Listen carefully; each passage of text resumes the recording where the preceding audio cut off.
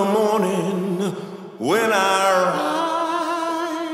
বিশ্বের নামী সব মঞ্চে তিনি গান গেয়ে দর্শকদের মাতিয়েছেন, কণ্ঠের জাদুতে বুঁদ করে রেখেছিলেন শ্রোতাদের।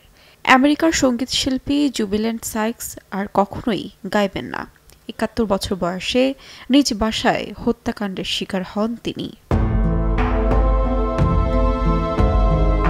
গ্র্যামি মনোনীত অপেরা ও গসপেল গায়ক জুবিল্যান্ট সাইক্স ক্যালিফোর্নিয়ার নিজ বাড়িতেই ছুরিয়াঘাতে নিহত হয়েছেন।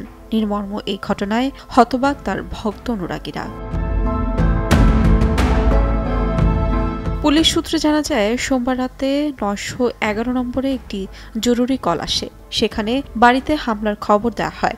ঘটনাস্থলে পৌঁছে তারা জুবিল্যান্ট সাইক্সকে গুরুতর আহত অবস্থায় পান।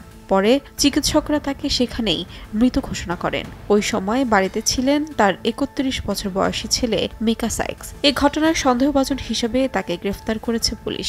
মামলাটি এখনও তদন্তাধীন। তবে মিকা সাইক্সের পক্ষে কোনো আইনজীবী নিয়োগ করা হয়েছে কিনা তা এখনও জানা যায়নি।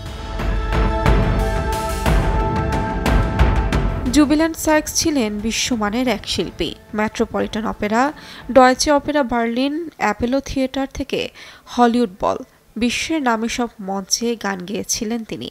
১৯৫৪ সালে লস অ্যাঞ্জেলসে জন্মগ্রহণ করেন জুবিল্যান্ট সাইক্স। ২০১০ সালে লিওনার্ড বার্নস্টাইনের ম্যাসে সেলিব্রেন্ট চরিত্রে তার অসাধারণ পারফরম্যান্সের জন্য পেয়েছিলেন গ্র্যামি অ্যাওয়ার্ডসের সেরা ক্লাসিক্যাল অ্যালবাম বিভাগের মনোনয়ন।